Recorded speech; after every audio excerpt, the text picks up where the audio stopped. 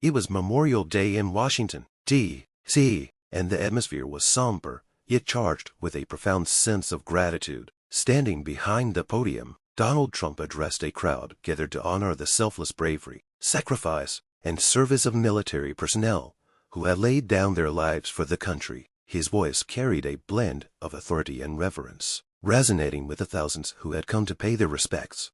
As the ceremony drew to a close, Trump stepped away from the podium, making his way toward a group of veterans seated near the front. With each handshake, he expressed his gratitude, exchanging brief but heartfelt words. Among the veterans, his attention was drawn to a man in a wheelchair. The man's face, weathered with lines that spoke of hardships endured in battles fought, intrigued him. His name was Sam Grayson, but most knew him simply as Sam.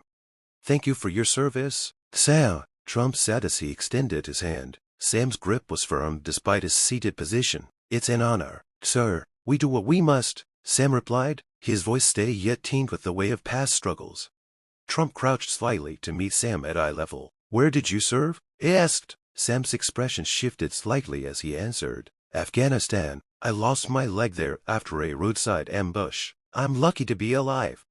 Trump's brow furrowed. "What happened?" he asked, genuinely curious. Sam's voice lowered as he began to recount the fateful events of 2012. His convoy, tasked with delivering supplies to a remote base, was ambushed by an IED. The explosion claimed his leg and nearly took the lives of his squad. "But we made it out," Sam said, his tone reflecting both gratitude and loss. "Every day since, I've been thankful for those who didn't leave me behind."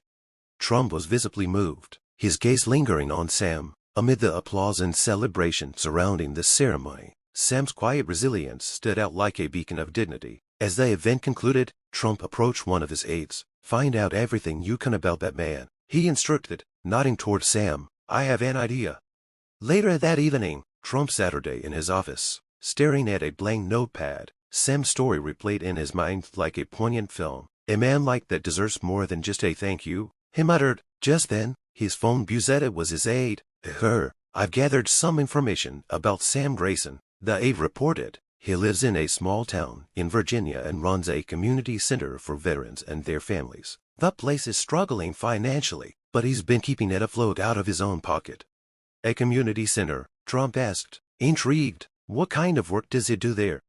"Everything from counseling to job training," the aide replied. "He's even organized therapy sessions for veterans with PTSD. Locals call him a hero, though he'd never call himself that."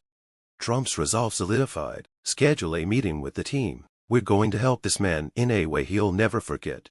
The following day, Trump gathered his advisors. "We're going to transform Sam's community center," he announced. "I want state-of-the-art facilities, job resources, everything. Get the best architects and planners on board, and I want it done quickly." One of his advisors hesitated. "That's a massive undertaking. It'll require substantial funding and coordination." Trump didn't waver. "Then we'll make it happen. I'll cover the costs. This isn't about politics, it's about doing what's right." Within days, the project was in motion. Contractors were contacted, permits were secured, and local veterans were consulted for their input. Though news of the initiative began to spread, Trump insisted on keeping the details quiet. "This is for Sam," he reminded his team, "not for the headlines." As weeks turned into months, the community center underwent a complete transformation. The dusty halls and worn furniture were replaced with bright, welcoming spaces, counseling offices, therapy rooms, a fitness center, and a high-tech job training lab were added. Trump visited the site frequently, ensuring that every detail met his vision of excellence. Finally, on a crisp autumn morning, Sam received an unexpected call. "Mr. Grayson," the voice on the other end said, "we'd like you to come to the community center this afternoon. There's something you need to see." When Sam arrived, he found a crowd gathered outside the building. The once familiar structure was now unrecognizable. Bright banners adorned the entrance, and a massive American flag draped the front wall. At the center of the crowd stood Trump, waiting with a rare warmth in his expression.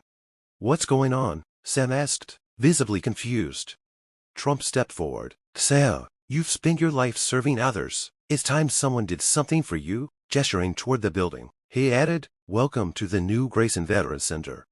Sam's eyes widened as Trump led him inside. Room by room, he saw the transformation spaces for counseling, job training, recreation, and more. Overwhelmed, he turned to Trump. "I don't know what to say," he admitted. Trump placed a hand on his shoulder. "Just keep doing what you've been doing. This is your legacy. Sam, you've earned it." The crowd erupted into applause as Sam's story was shared. For a brief moment, the noise faded, leaving Sam with a profound sense of gratitude. A man who once thought his life might end on the battlefield now stood as a symbol of hope for countless others. As the sun set over the new Grayson Veterans Center, casting a golden glow across its facade, Trump watched as Sam mingled with veterans and their families. It was a day of celebration, but more than that, it was a testament to the power of honoring those who have given their all for others. Thank you for watching till the end. I hope you enjoyed the story. If you did, don't hesitate to like the video and share it with your friends. To subscribe to our channel and turn on the notification bell for more fascinating stories. Have a nice day.